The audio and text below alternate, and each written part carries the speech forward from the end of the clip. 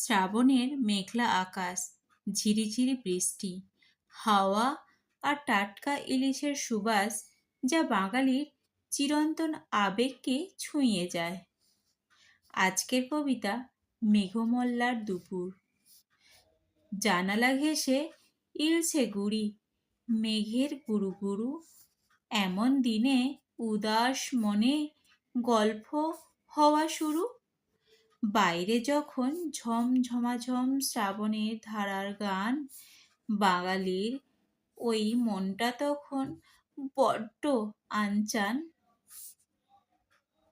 পাতে তখন ধোঁয়া ওঠা সোনা মুগের ডাল, ঘিয়ের গন্ধে মাতল দুপুর, কাটবে ভালো কাল।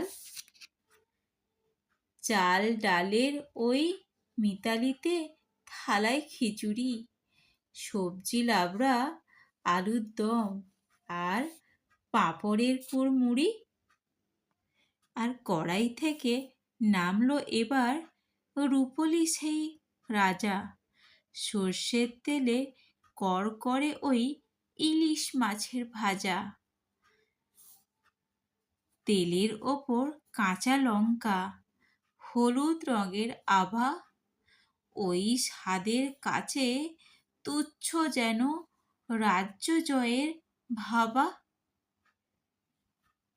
বৃষ্টি ধুয়ে যাচ্ছে শহর, বাড়ছে জল থই থই।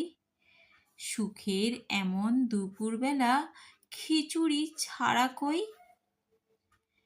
এক চুমুকে আয়েশ মাখা তৃপ্তিময় এক গ্রাস বৃষ্টি ইলিশ খিচুড়িতে বাঙালির আশ্বাস।